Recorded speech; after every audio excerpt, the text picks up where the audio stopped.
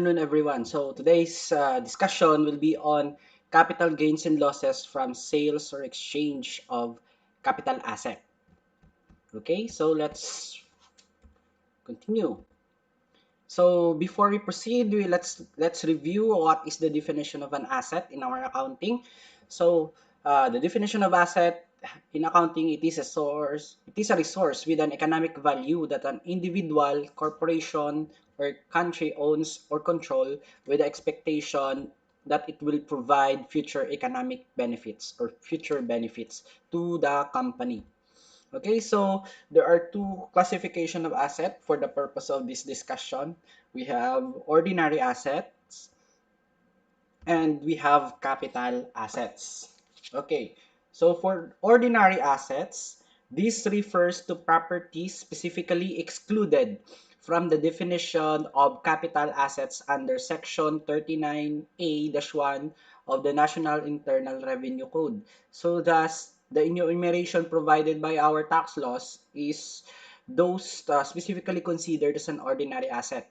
So if ever that there are assets or your assets does not qualify or any of the enumerations made by our law, so it will be considered or classified as a capital asset.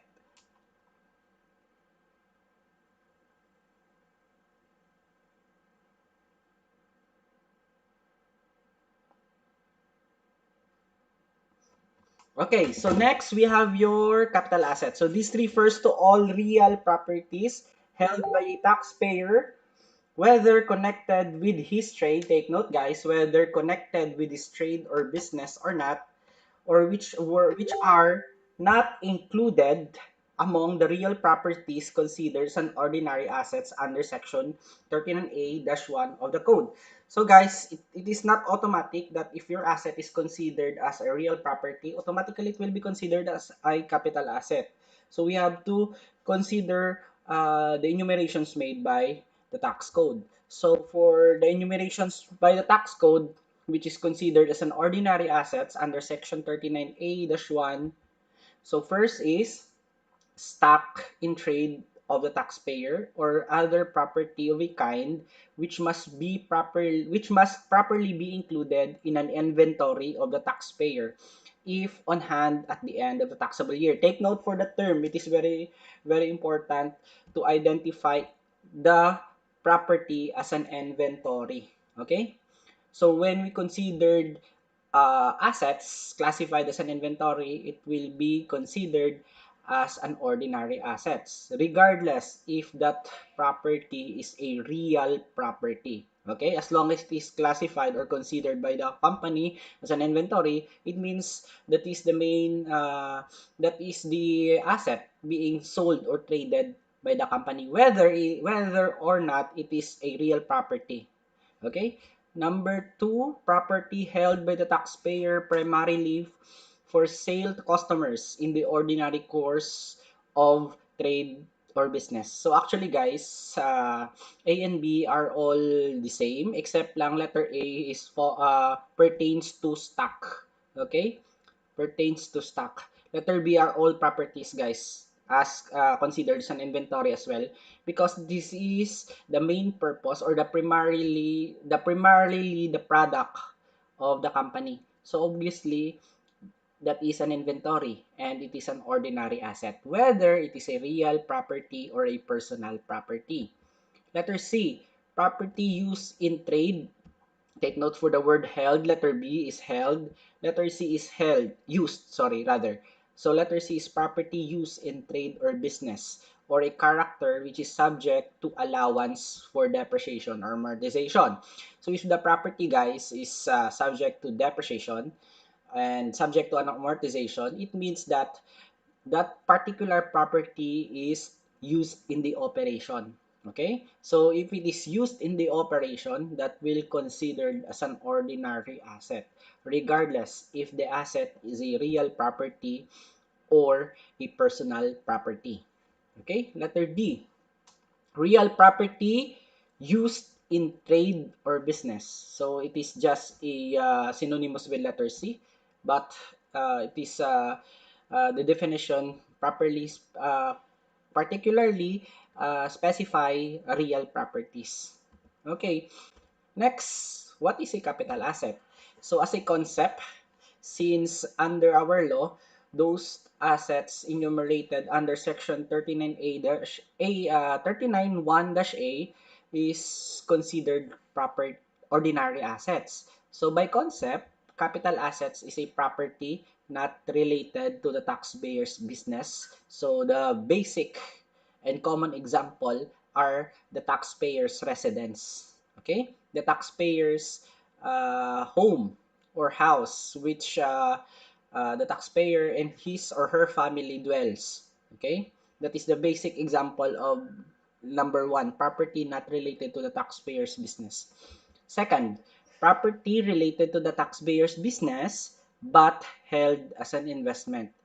So what does it mean when we say it is held for investment? So it is not used in the company's operation. So if you have lands, if the taxpayer has two parcels of land, one is example in Baguio and the other one is in Manila, and the taxpayer is operating in Manila, of course, the land in Baguio is idle. So that is considered as an investment.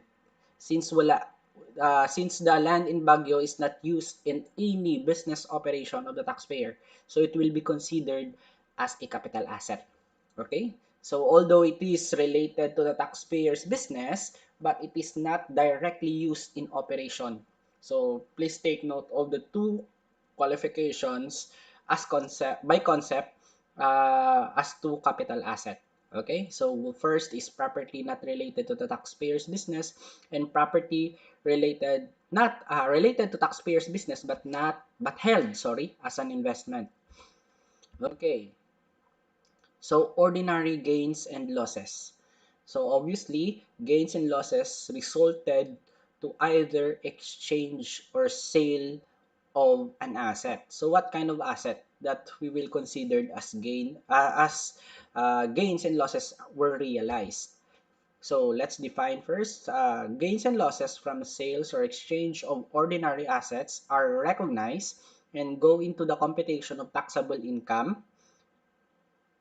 Take note, guys, the asset is classified as ordinary.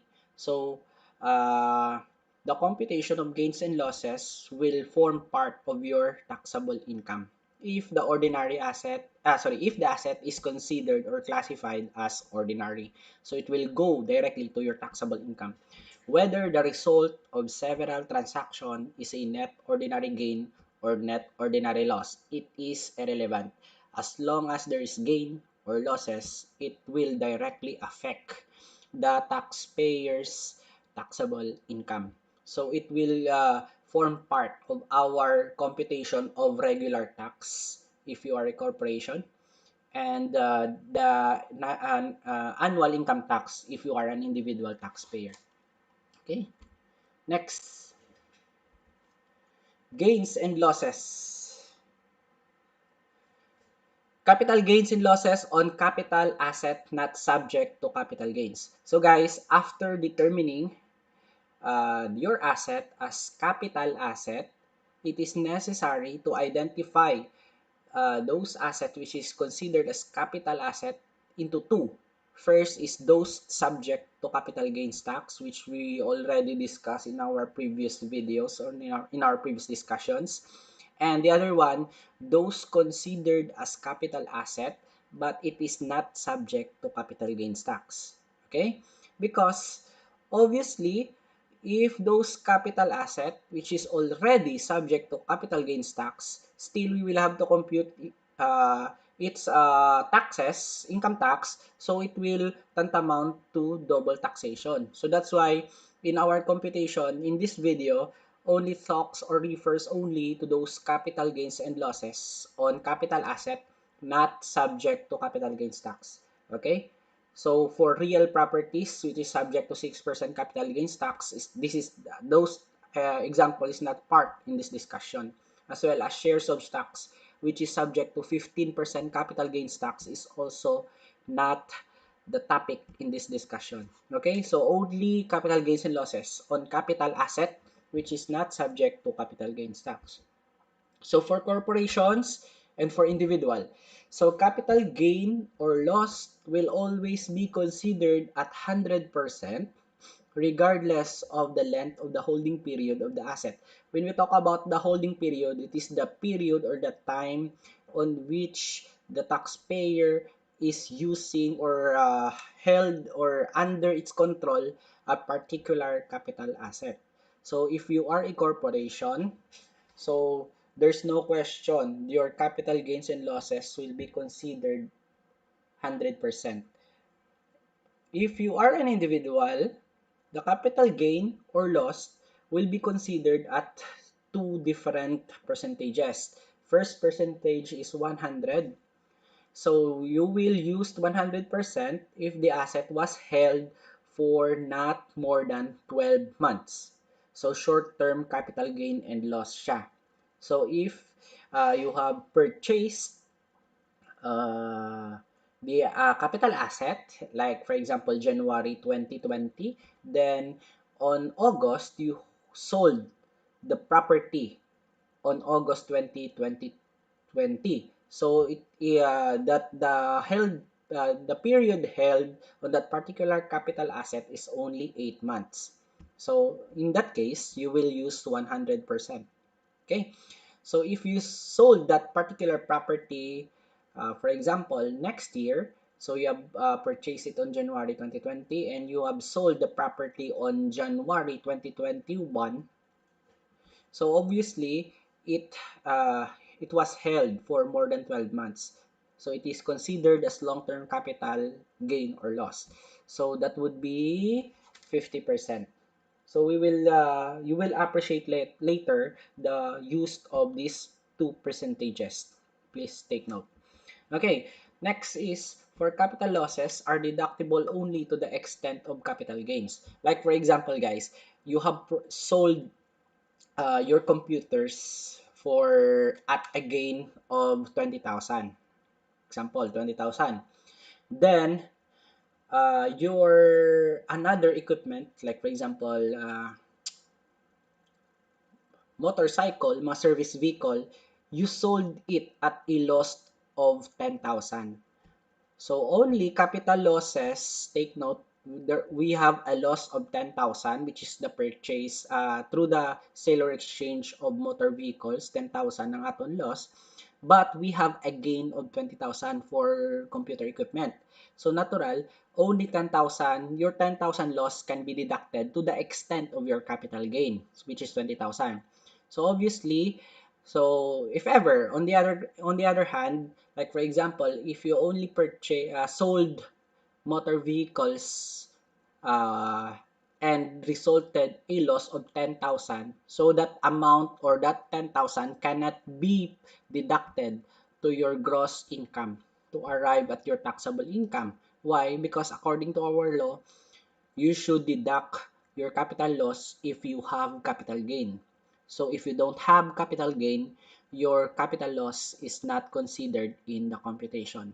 So obviously, as I've said earlier, the basic principle in our taxation is that if there are gray areas whether to tax or not to tax, your the principle is you have to tax. And if there are doubt whether to deduct or not to deduct, so the benefit of the doubt will go to the state, of course, to the government.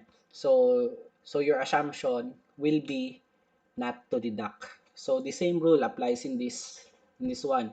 So if you don't have capital gain, you are not allowed to deduct your capital losses on a particular year if you are a corporation. What if the taxpayer is an individual? So capital losses are deductible only to the extent of capital gains. Same lang guys, whether you are a corporation or an individual, you are not allowed to deduct your capital losses if you don't have any capital gains. So your capital losses only limits to the amount of your capital gain. Okay? So dapat zero. If ever you have capital gain and capital loss, the result should not be net capital loss. the result should be net capital gain or zero. Okay? Take note. So another, if you are a corporation, the net capital loss, as I mentioned earlier, is not applicable. Okay, so totally guys, if you have capital loss and you don't have any capital gain, so the negative or your capital loss will be disregarded. It is completely garbage if you are a corporation. But if you are an individual, the net capital loss carryover is applicable. So in short, like for example, if we're going to use my previous cases earlier, ng a company is sold its computer at a gain of 10,000. Then the company sold its service vehicle at a loss of 30,000. So if you are a corporation, the excess of the net capital loss of 10,000 will not be applicable. It cannot be used next year.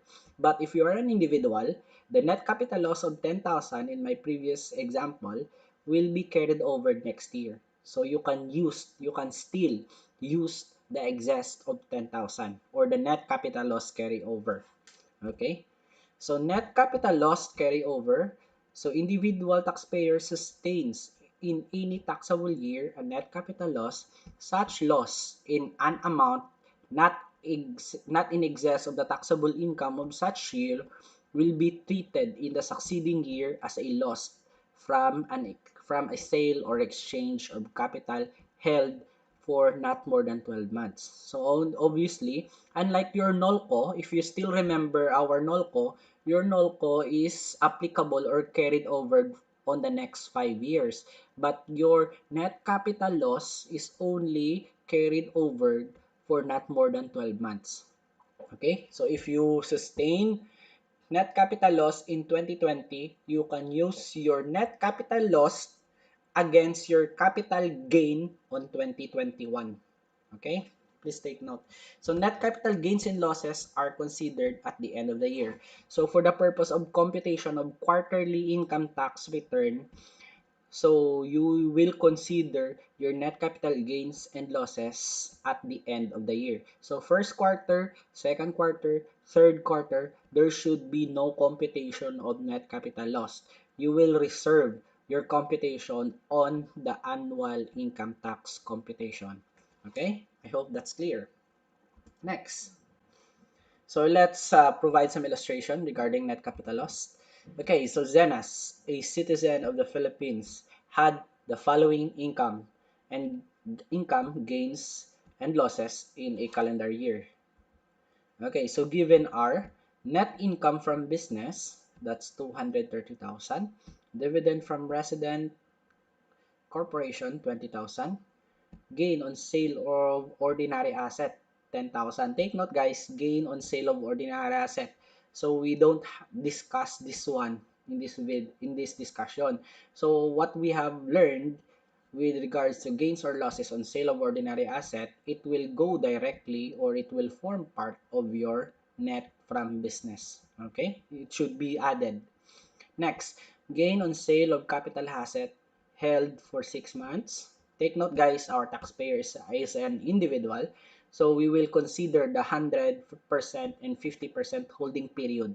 So in this case, the 2,000 gain on sale on capital asset held for 6 months, it is considered as less than 12 months. So therefore, your 2,000 is considered at 100%. So next, gain on sale of capital asset held for 13 months. So 3,000. Take note, it is more than 12 months ang holding period. So therefore, only 50% of your 3,000 will be considered in our computation. Okay, next. Loss on sale of capital asset held for 13 months. So it is a long-term capital asset. So the amount of 3,000 is only to the extent of 50%. So that's 1,500. Next, loss on sale of ordinary asset of 14,000. Take note, it is an ordinary asset, so it will be form part of your net income from business. Okay, so the computation for the taxable year is First, net income, that's 230,000. Then we have your ordinary gain on sale, 10. Lost on sale of ordinary asset, 14. As I've said earlier, all of the amounts which is considered, or sorry, the result of your transaction on the sale or exchange of ordinary asset will form part of your net income sa aton nga business. So, take note 10, then 14. So, the net would be 4,000. So, take note, the ordinary net income is only 224,000. So, in our accounting, guys, we do not specifically separate ordinary asset from the computation because it is part of your business operation ang gain on sale of ordinary asset. Ugaling lang in this discussion we separated and for emphasis lang nga aging separate naton ang pag-compute sang ordinary asset and gain and loss from sale or exchange of ordinary asset para lang ma-emphasize nga there are two kinds of asset or there are two kinds of gain and losses. One is for the ordinary and second is for capital asset. Okay? So for emphasis purpose lang aging separate ng computation. Okay? Take note. So your ordinary net income is 224,000. Next, we have your gain on sale on capital asset held for 6 months. Take note, guys. It is 2,000. 2,000. Take note, 2,000. Okay, 2,000. So it is held less than 12 months. So therefore, the amount is considered at 100%. Next is your loss on sale of capital asset, which is 3,000 more than 12 months. Therefore, we will use the amount up to the extent of 50%. 3,000 times 50%, that's 1,500. So the difference between your gain and loss is 500. And your capital gain on sale of capital asset net is 500. It should be added to your ordinary net income, which is 224,000 plus 500. So your taxable income will be 224,500. So amo ni siyang computo naton, this amount will be used in the computation of income tax due of ZENAS using the graduated income tax table in our previous discussion, specifically on topic number 2, income tax for individual. So this is the amount that we were going to use, okay, in the computation of income tax due using the graduated income tax table for individual. Okay, next. So we have illustration for net capital loss carryover. So Zenas, a citizen of the Philippines, had the following income gain and losses for 2020 and 2021. Okay? So medyo level 2 na ta. On the previous illustration, that's level 1. This is level 2. Okay, given information are net income from profession, that's 90,000 for 2021, for 2020 rather. For 2021, that's 78. Then there are interest from notes of clients, 2,000, 4,000 respectively. Then we have your capital gains on asset. So first is painting. So the painting was what was held by the taxpayer for 10 months. Okay, so less than 12 months. So the percentage that we're going to use in consideration of the computation of the net capital gains is only is 100%. Next, Zena sold jewelries which is held by the taxpayer for 2 years. So obviously that's 50%. Then capital loss on bonds held for 3 years, 70,000. Again, more than 12 months, so it is considered as 50%. So the computation would be, we have your net ordinary income, 90 and 70 as given. Then your capital gain, painting, which is 30,000 at 100%. Then we have your capital loss on sales of bond, that's 70, but in our case that is held for more than 12 months. That's why the amount used is only 50%. So 30 minus 5, 35 rather. So that gives us a net capital loss of 5,000. But the question is, why we did not deduct the net capital loss of 5,000 in 2020, year 2020? The answer is because your capital loss is only the capital loss is only deductible to the amount of your capital gain. Okay, as I've discussed earlier. So you are not allowed to deduct your net capital loss. Okay, so your capital loss is only limited to the amount of your capital gain. That's why I'm telling you earlier that what is allowed in the computation is only the net capital gain or zero. Okay, zero siya. But for individual, the net capital loss in 2020 can be carried over sa 2021. Okay, let's continue our computation. So for 2021, Zenas has a net income of 78. Then, uh, then we have capital gains on jewelry. That's 40. It is held at 2 years. So therefore, 50% of the amount is considered in the computation. That's why we have 20,000. Then, there's no capital loss in 2021 except on the capital loss which exceed the capital gains on 2020, which is 30 minus 35, 5,000. So that's why in this case, we can deduct the net capital loss of 5,000 to the capital gain realized on 2021. So therefore, the taxable income of Zenas in year 2021 would be 78,000 plus 20 less the net capital loss of 5,000. Question. Now, what if instead of a gain on jewelry, it suffered a loss of, let's say, suffered a loss of 5,000. So instead of 20, it is a negative 5,000. So your net capital loss realized on 2020 cannot be used or cannot be deducted with your another capital loss in 2021. So you will wait for capital gain in order to use your capital loss on the previous year. So in that case, your net capital loss of 5,000 will be disregarded in the computation of 2021, but you will realize a net capital loss of 5,000 because of the jewelry. And it can be forwarded on year 2022. So take note guys, the net capital loss can only be forwarded or can be used within 12 months lang.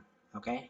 Unlike your NOLCO is allowed to be used for 5 years, while your net capital loss is only limited for 1 year. Okay? So your NOLCO is your net operating loss carried over. So net operating loss carried over is different from net capital loss. Please take note. Okay. Remember, for individual taxpayer, net capital gain for the current year is added to the ordinary income to arrive at the taxable income of the same year. While the net capital loss, which I've discussed earlier, that's 30 minus 35, is equals to a loss of 5,000, is carried over to the next taxable year, which is 2021 in our case, to be offsetted with the capital gains realized on that year, which is your 20,000 gain on sale of the taxpayer's jewelry in our example. Okay, another reminder. Net capital loss forwarded on the next year should be limited only to the amount of the taxable income on the year that the net capital loss is recognized. Okay? So your net capital loss of 5,000 is only limited to the amount of your taxable income of 90. Okay? So the net capital loss of 5,000 is less than the taxable income of 90,000. Thus, the amount of 5,000 can be deducted on the capital gain on the succeeding year, which is 2021. In case that the computed net capital loss in 2020 is amounting to 92, for example lang, instead of 5 ko no guys, the resulting net capital loss is 92, the amount that can be forwarded as net capital loss is only 90,000. So in case guys that this amount is 92,000, the amount that can be forwarded on 2021 is only limited to 90 lang. Okay, this is the second limitation. Ang taxable income on the year in which your net capital loss is realized. Okay? Dire. Okay, sige. Let's continue.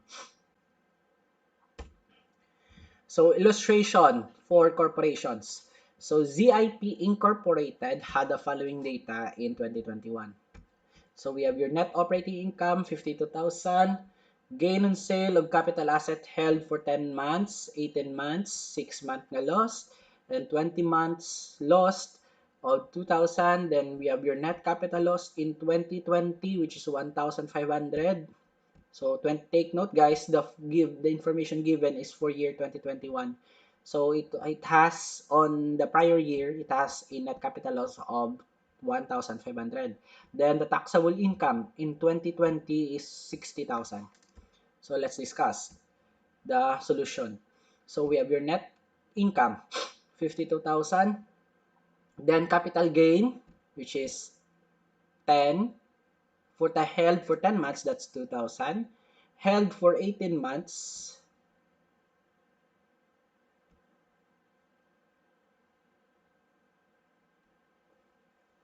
I'm so sorry. There's a problem in the computation for a while.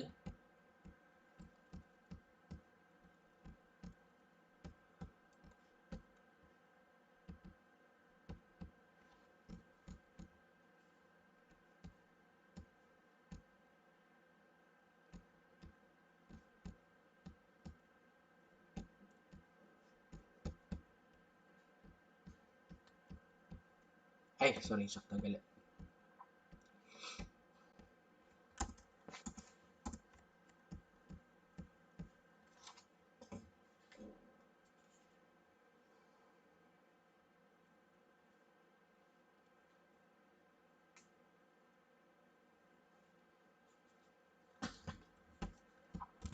Okay, so the solution is correct. I forgot that the taxpayer is a corporation. So if the taxpayer is corporation, regardless of the holding period, still the amount to be considered is 100%. Okay? So that's why whether it is 10 months or more than 12 months, the amount used is still 100% because the taxpayer is a corporation. Okay? So the capital loss the same as your capital loss. So it is always 100% if the taxpayer is a corporation. So capital loss for 6 months, that's 1,100. Capital loss for 20 months holding period, that's 2,000. So 2 plus 2, that is 4,000, less 1,100, less 2,000. That's the difference would be net capital gain of 900. And your net capital gain of 900 should be added to your ordinary net income to arrive at your taxable income, which is 52,900, which is subject to corporate regular income tax of either 20% or 25%, as the case may be. So either 20% or 25% na di ang aton nga corporate income tax using the taxable income of 52,900. Okay, so remember, for corporate taxpayer, capital gains and losses are always 100%, regardless of the holding period. Net capital loss is not available. So if ever that the result is negative, or instead of net capital gain, the result is net capital loss of 900,000, so the same amount cannot be forwarded next year because the taxpayer is a corporation and net capital loss is not available for corporate taxpayer. So the net capital loss of 2020 is not relevant in the computation. Please take note. Okay, proceed. Sale or exchange in substance. What is a sale or exchange? So a sale is a delivery of goods for money received or to be received, either receivable or in cash, as long as the goods is delivered. While an exchange is a delivery of goods for goods received or to be received. So the term barter is considered in the exchange. Okay, There are transactions which are not sales or exchange, yet it give rise to the applicability of the rules on capital gains and losses. Recently, bago lang na ito na-cover. Okay? So, this transaction which is not a sale or an exchange refers to the following: retirement of bonds with the interest coupon or in registered form. So, short sale of properties, failure to exercise a privilege or option to buy or sell a property. So, letter C is considered when you are renting certain properties and there are clause or provisions that at the end of the rental term, you have an option to buy the property. So, in accounting, it is referred as an installment sales. Uh, finance list rather, sorry. So, in accounting, it is referred as finance sales, letter C. So, we will not discuss that in detail.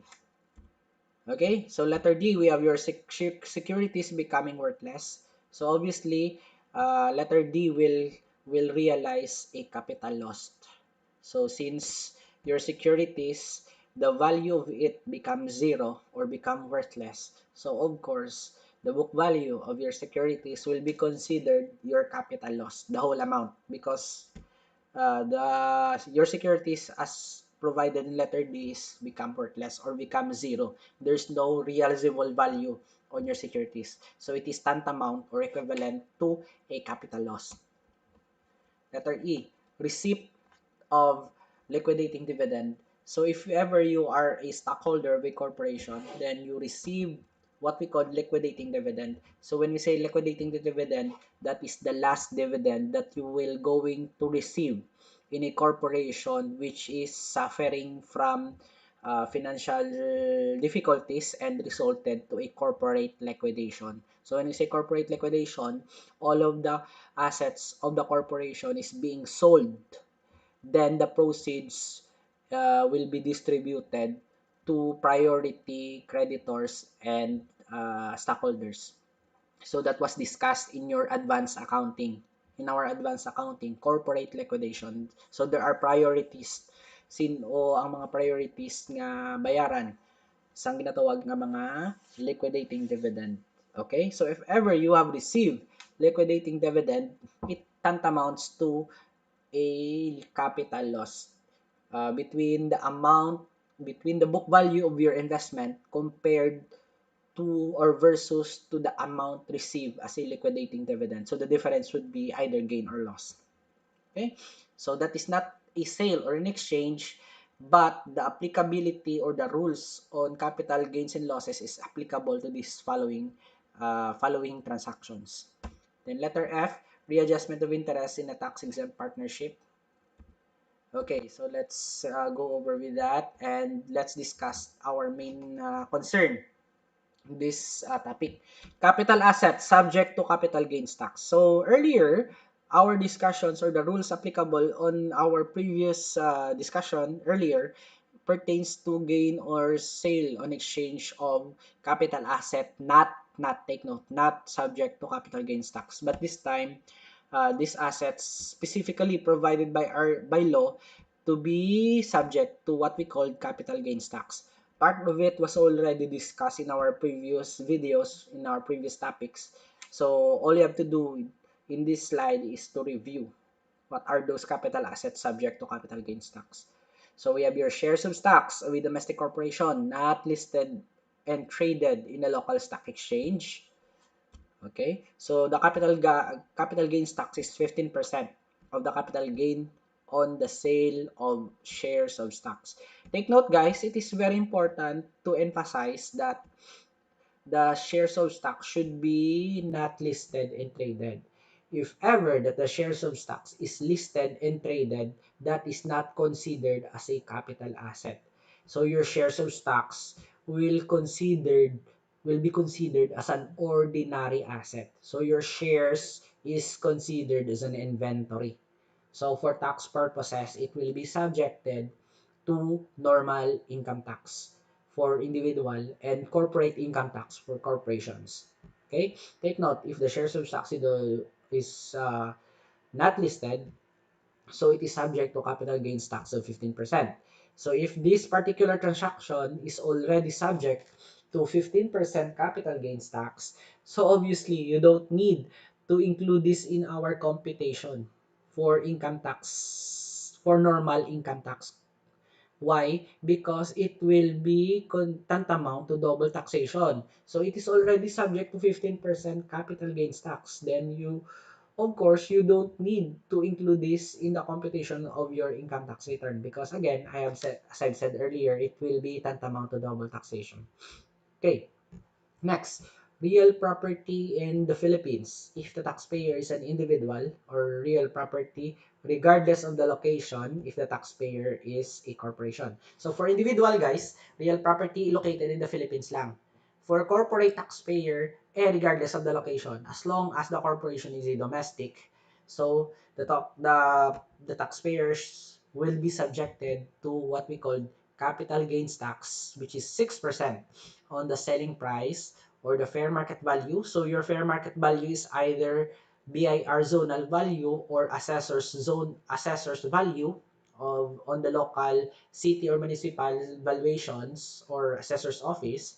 So you want to compare the three figures, the selling price, the BIR zonal value as fair market value, or the assessor's value as fair value, whichever is higher, that would be the tax base of your 6% capital gains tax. We have already discussed that in our previous topic many times. I think that's already part of our topic for three topics na goro for individual. Oh yes, we have already discussed that one. So up to this point, I am hoping that this particular topic is already absorbed and memorized by my student in income taxation. Okay, so let's proceed. So capital gains tax on sale of principal residence. Okay. So the law provides a special provision for sale of principal residence. Why?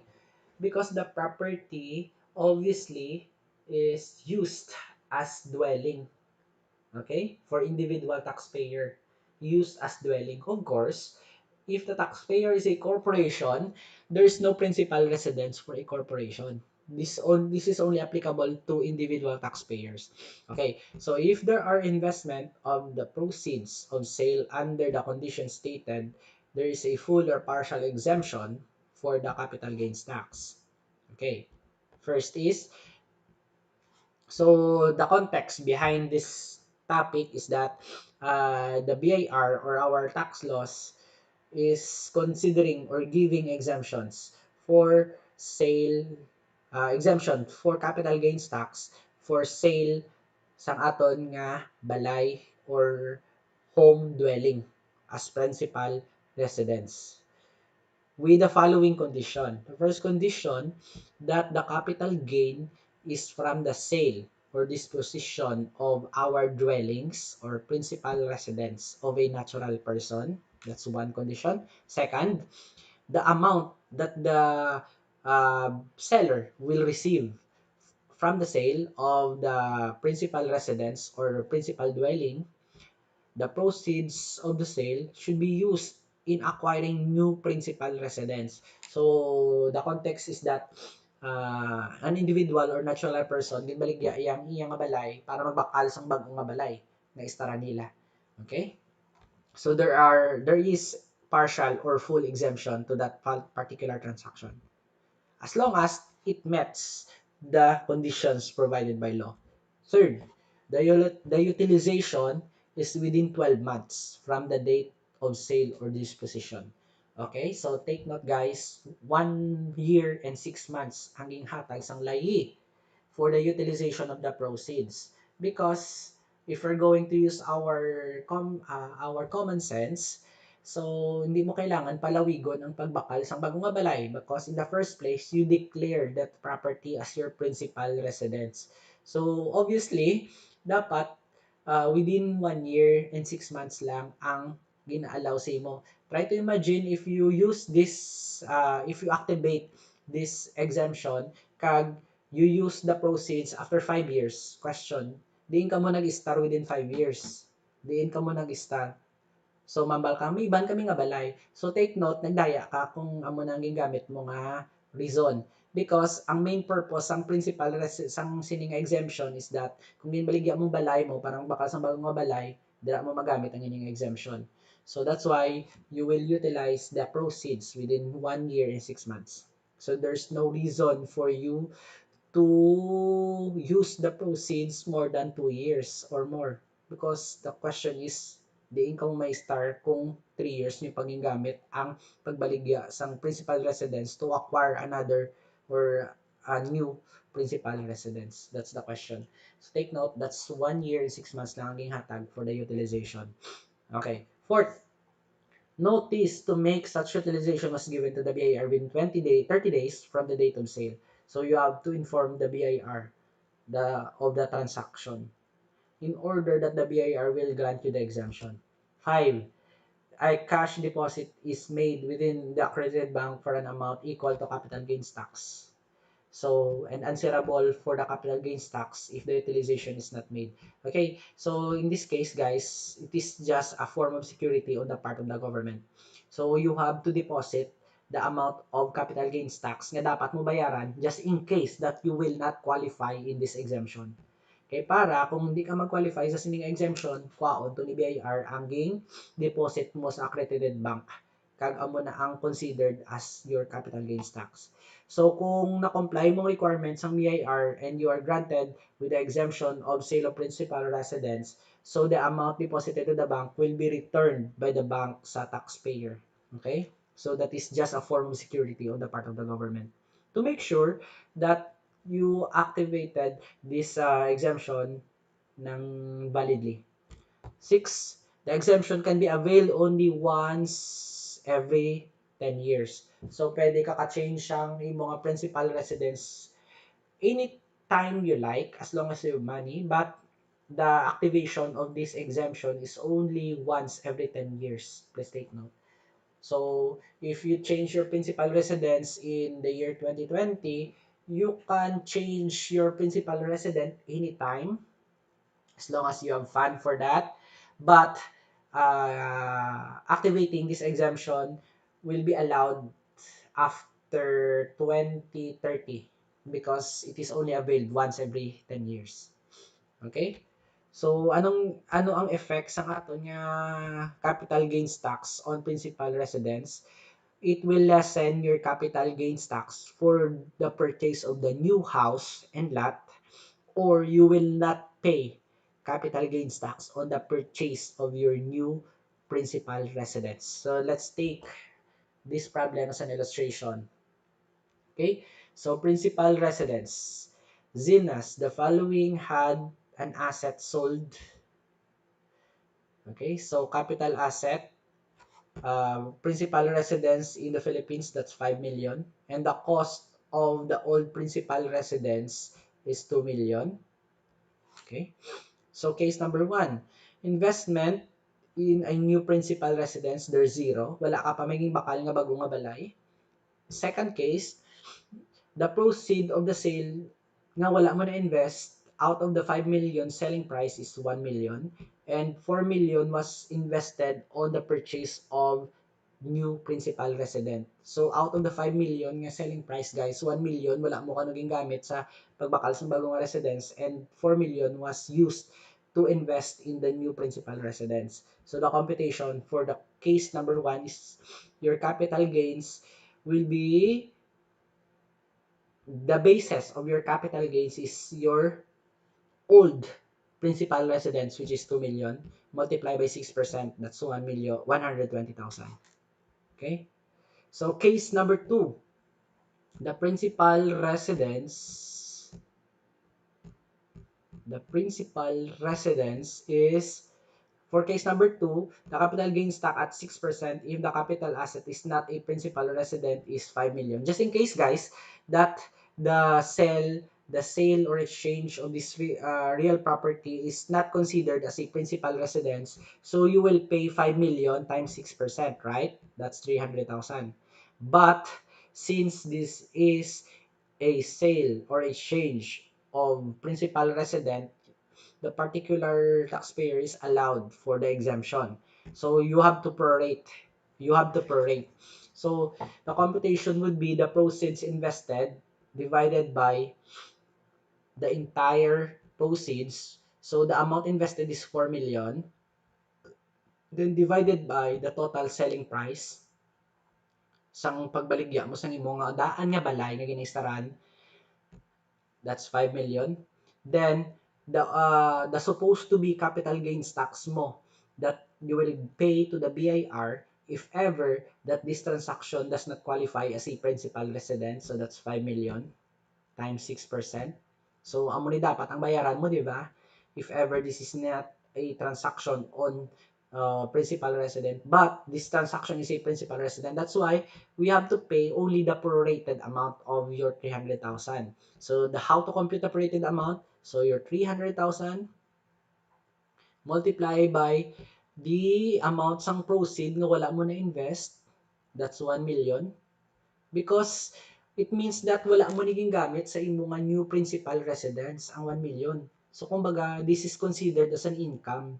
That's why the portion of your 1 million should be taxed because this is income. Because this is not used to purchase new principal residence. That's why 1 million divided by 5 the total selling price. So you will pay to the BIR the amount of 600,000. Okay? The amount of 600,000. Please take note. Okay? So that is how to compute your capital gains tax under the exemption of principal residence. Okay, so the basis for the new principal resident for case number 1 is still 2,000. Okay, still 2,000. This is the basis for your new principal residence, 2,000. Okay, then case number 2, the new principal residence is the basis for the amount of your new principal resident on case number 2, that's 2,000 times your 4,000 proceed, which is used in buying new house and lot for your family, divide by the total selling price of your old house and lot or your old principal residence. So that's 1,600,000. Okay. Okay. So let's discuss installment method next meeting or next video na lang, guys, since we have already consumed 1 hour. And it will not hindi man Japon ako matapos. So let's end this live stream on installment method of reporting. Stay tuned for part 2. Okay, so see you guys next meeting. Until next time, God bless. Bye bye.